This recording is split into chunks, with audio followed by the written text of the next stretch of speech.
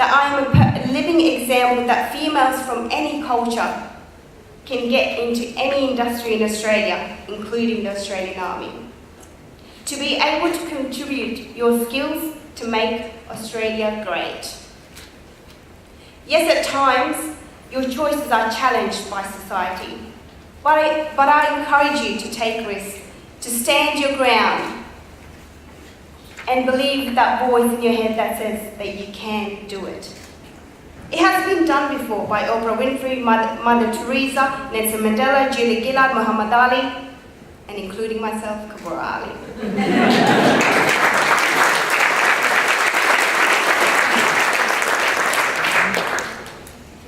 These are risk takers who've encouragedly taken the first leap of faith and determination that led them to become great leaders, men and women we now know today.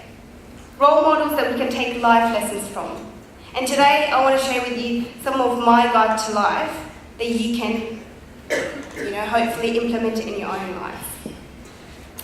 The first one is face your failures. We all fail. I'll be the first to admit. Failure is part of me and part of my identity. Without failing, I would not have knocked down doors to success. Let's put it this way.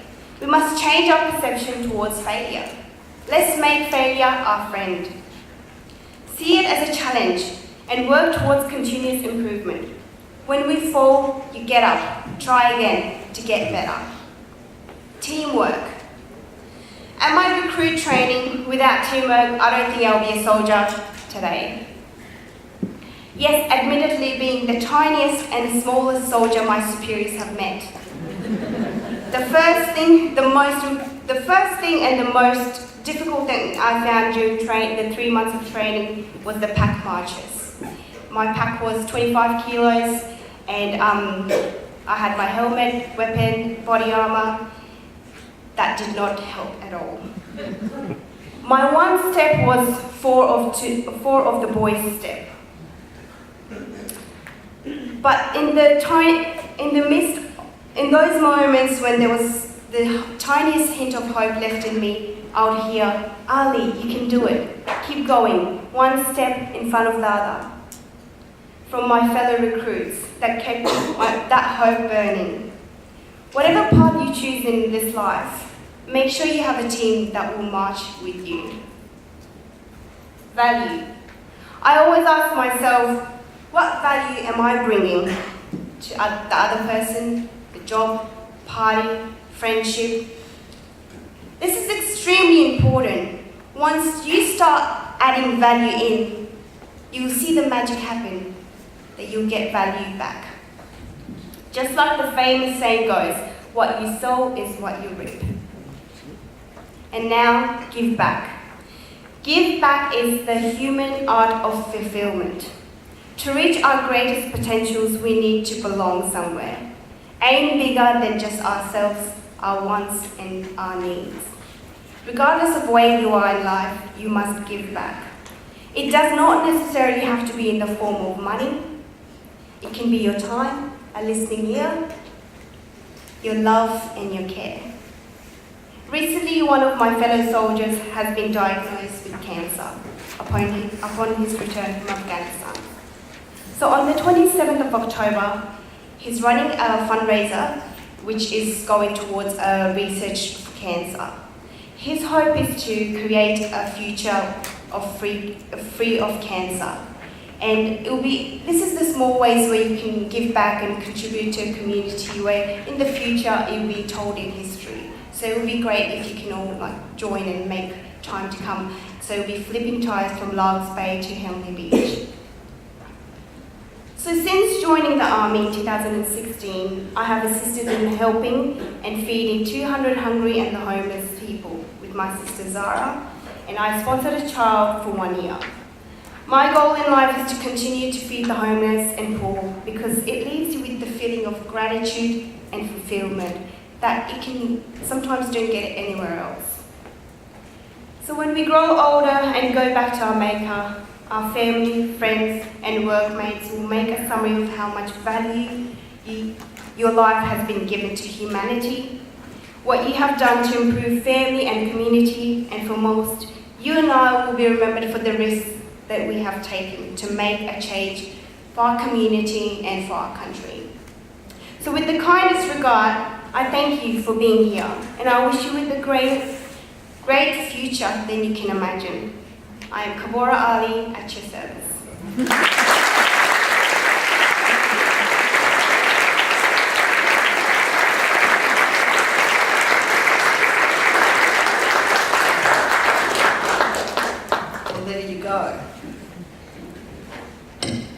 There's something about us smaller people.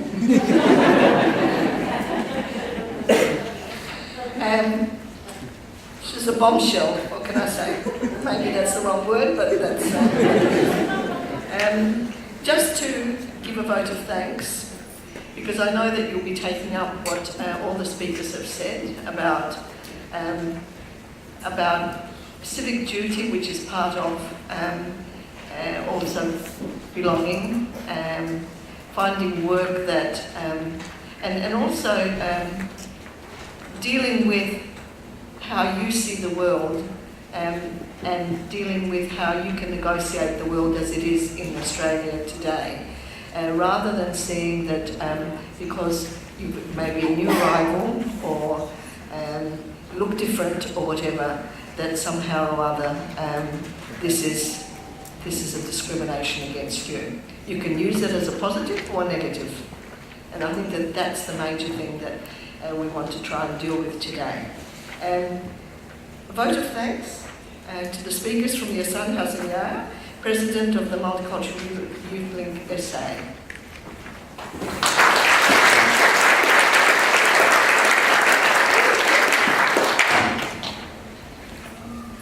Good morning, everyone.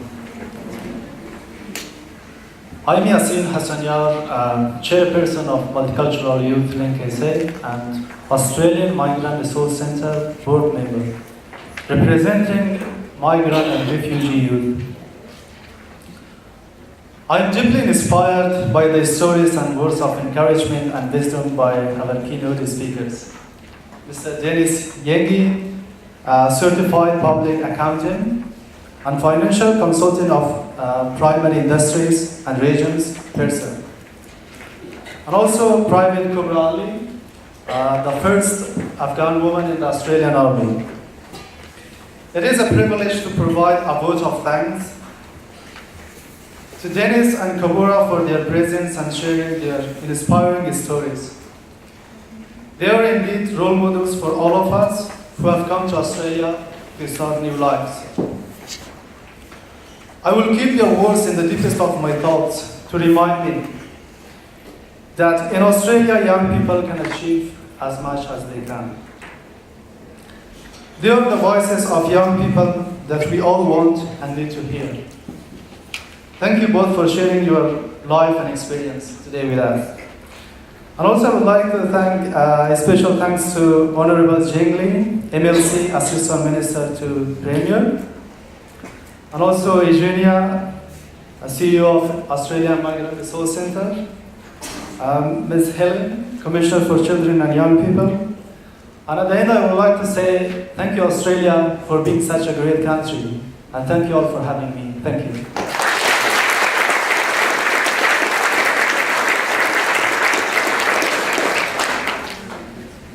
Another collective thank you to all the speakers, and thank you to the Honourable Jing Lee for taking time to be here with us and to show us that she will take our voices to the state government, and that's terribly important for us. What I would like to do now is to ask the speakers if they would like to go off the stage and have a